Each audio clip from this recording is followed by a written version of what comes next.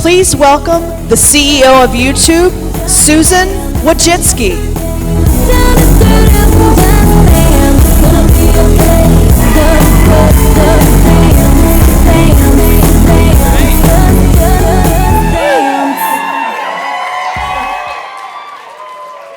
Thank you so much.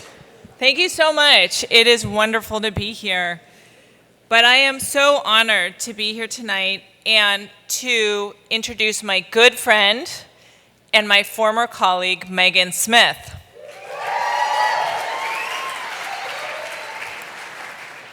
So I want to tell you about how I first met Megan.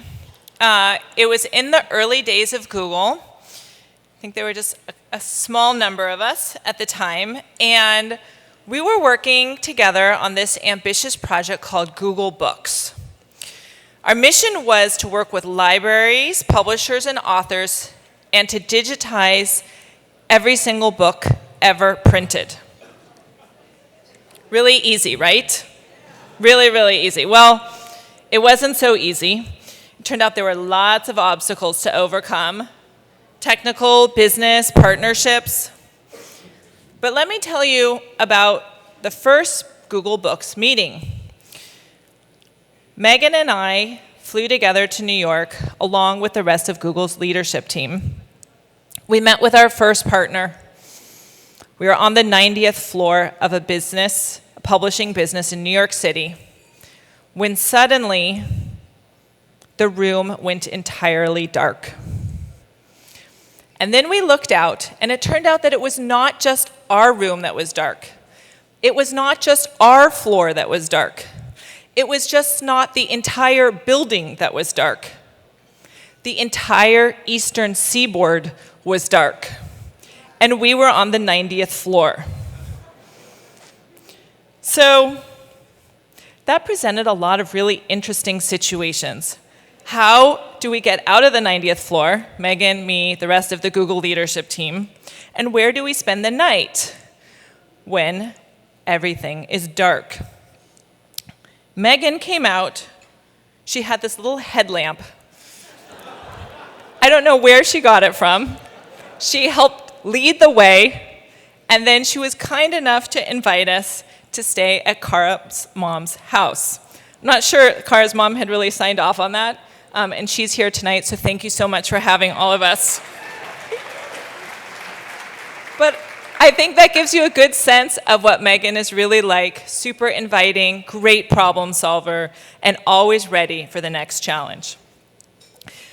So when the electricity came back on, and we went back to the regular part and challenges of Google Books, I saw how tirelessly Megan worked in order to make it happen. And this year, we announced that there are 25 million books scanned on Google Books, and there was an appeals court that just ruled in favor of the project, 10 years after we got started. That experience shows me what I love so much about Megan. She's dedicated, she's passionate, and she is ahead of her time. She was ahead of her time when she took the new business development role at Google and led that. She was ahead of her time when she led Google.org and supported Google.x. And as Chief Technology Officer of the United States, that's a pretty big title there.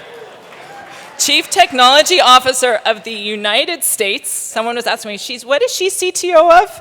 Today, I said, oh yeah, I'm going to see Megan. She's CTO, and they were like, of what? Oh, of the entire United States. So as a result, she's now bringing the latest inventions, and she's ahead of the curve so the whole country can benefit.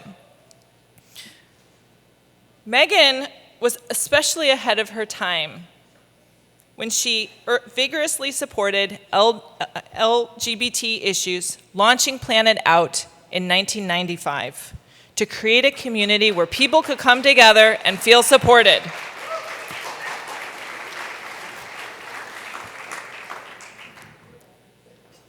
But what has impressed me the most about Megan, and I worked with her for a long time at Google, is I've seen her use her influence and her passion to stand up and advocate for those who otherwise would be underrepresented, those who did not have a voice. I've seen her advocate for diversity in tech. I've seen her champion girls in science and technology. And I've seen her passionately support girls' education across the globe. I've seen her work in some of the most challenging environments, like Afghanistan and Pakistan. And let me say that most of us, when we say we do things for Afghanistan and Pakistan, like we do that from here. Like we just, in our comfortable little desks with our Adwala juice by our side and the Starbucks downstairs. But no, Megan actually went to Afghanistan, which I found amazing. And soon after the story about Malala broke, Megan reached out to Malala before she was a Nobel Prize winner, before she was famous, before she wrote her book. I saw Megan reach out to her. And one day when I was at work, Megan called me and said, oh, like Megan does, hi. I just happened to be here with Malala. Can we stop by? I'm like, sure. Anytime. I've seen her push all of us at Google to make it a more thoughtful, more inviting, and more diverse place for every single type of group. So tonight, Megan is receiving the Ric Weiland Award in memory of a man who used the power of technology to advocate for those who are underrepresented. Ric Weiland himself was a computer software pioneer and a philanthropist. And along with his surviving partner, Mike Schaefer, he was known and admired for his dedication to the LGBT, HIV, and AIDS organizations. Ric believed that innovation and inclusion go hand in hand. So I feel so honored to present this award to somebody who understands that so deeply. Throughout the years, I've been inspired by Megan's generosity, her ability to come up with insights, and to make all kinds of connections that the rest of us don't see. But above all, I want to commend her for her willingness to stand up for others, even when it's unpopular and even in the face of adversity. So please join me in congratulating Megan Smith on receiving GLAAD's Ric Weiland Award.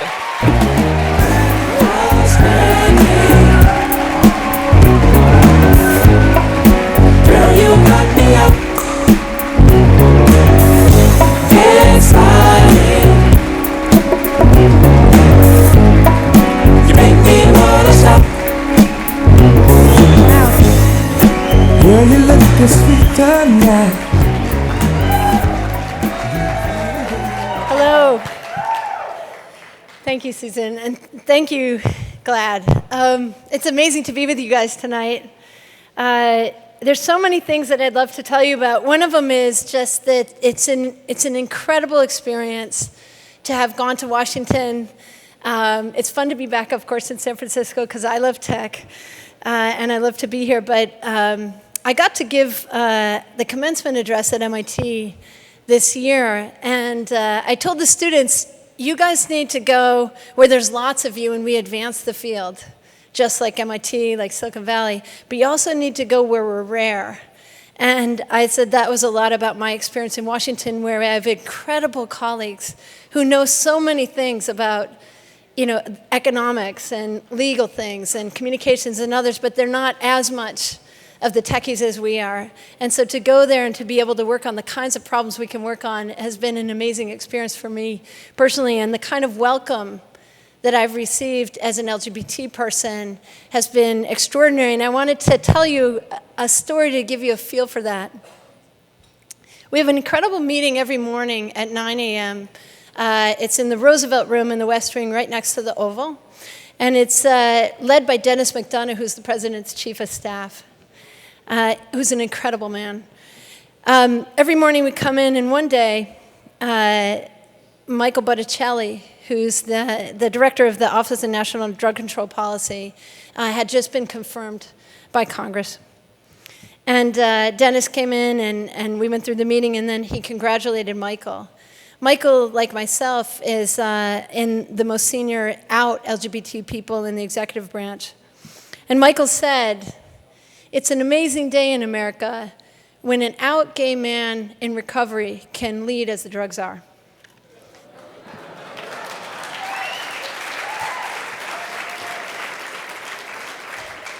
His work in that area is unparalleled, and so to have him in that position for us, for all Americans, and for everyone in the world is so extraordinary. I love that DeRay was talking about erased histories. I love history, and I always think about it. You know, Churchill said, "The farther back you can look, the farther forward you will see." And so it's so important, I think, to know our histories. And I was lucky to be on the 4th of July this year at Independence Hall. We were celebrating the gay pioneers, and I really hadn't known much about them. This is 4 years before Stonewall. Frank Kameny, who was fired by the federal government, who this year, for being gay, who this year Secretary Perez honored him with an award from the Department of Labor. Barbara Giddings, who was so wonderful, so instrumental in getting our stories into the libraries and into consciousness, you know, our history, our stories to exist. The two of them led the group that first protested out front of Independence Hall in the first ever gay rights protest of that form, and they actually dressed in a particular way, which was to be employable. Very interesting. And so we saw the reenactment of that, and there we were in front of Independence Hall with 1,000+ people there, and it was such a moment to know, you know, we're here. We've arrived, and I like to remember people like them, and I want to remember Ric Weiland because he was instrumental in the LGBT community around tech. He was one of our investors for Planet Out, and he was incredibly supportive, and a lot of people don't know the history of the gay internet, but really the internet and tech has been one of the most instrumental tools for our civil rights because it allowed us to find each other. The internet is really a place where closeted people for the first time could start to connect with each other. And it was an amazing thing to watch us emerge. We were able to create Planet Out, which was the first ever, it's an amazing experience. Tom Riley, who was the founder of Planet Out, we were able to do that because we were known as techies. And then a second part of the piece, AOL, for example, and all the different services could suddenly see that the gay community existed at scale. You know, Steve Case believes that early AOL was probably 20% gay. So those two combinations allowed us for the first time to go to the venture capitalists here in tech and convince them to fund us. And we were able to raise the first ever blue chip money for an LGBT company. Queer chip. So those early days, I just reflect on them because Michelangelo Signorelli was writing a book at the time, and he was writing about how hard the closet was in Hollywood, in LA, in New York with media, and in DC with the government. And yet, Tom Riley, again, the Planet Out founder, said, "Why don't you write a special chapter about tech, about what's changing?" And so he added a chapter, and it was called The Silicon Solution. And it was about what Apple and Microsoft and earlier IBM and AT&T were doing around the beginnings of domestic partnership benefits and the real change that our community, our tech community brought and led with in the corporate area. So it's exciting to sort of think back about all the different people in Planet Out, whether it was Alison Bechtel and Dice to Watch Out For, who was online with us. Ellen's mom, Ask Betty, was online with us. Ron Buckmeyer and the Queer Resources Directory came into the team. Just extraordinary pioneers across the board who did that work, and I'm really proud to have been part of it. So just to kind of end, I always reflect on this story, the quote by Jefferson. If you go into the Jefferson Memorial, there's 4 different panels, and one of the panels says a really striking thing to me. It says, and I'll paraphrase, he says, I'm not an advocate of the frequent change of law, but we have to let our society change as the human mind progresses and as we get more enlightened. We can no longer fit the coat that we wore as a boy, just like we can't let ourselves live with the barbarous past and perspectives of our ancestors. And I think that we're really coming to a point where we're understanding that the broad diversity of everyone is the most powerful way to be in the world. And we have a lot of challenges ahead to get there, but innovation and inclusion and innovation are the same thing. And so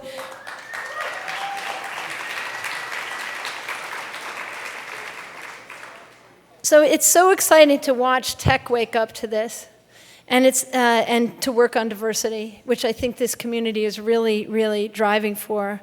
And it was interesting to talk to Ric himself about the moments being in the beginning of Microsoft, and then eventually years later having the courage to come out to Paul Allen and the transition that he went on to get to the point where he became the amazing philanthropist and tech leader that he did. And I think we're on a path, like Jefferson says.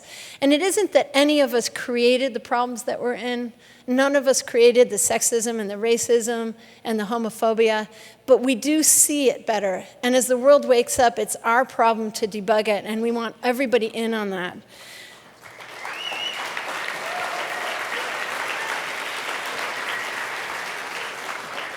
So I'll end with a thank you to all of you, to GLAAD, and certainly to our president and the leadership team, Valerie Jarrett and Vice President Biden, and everybody, the welcome that we feel and the movement that they've been making.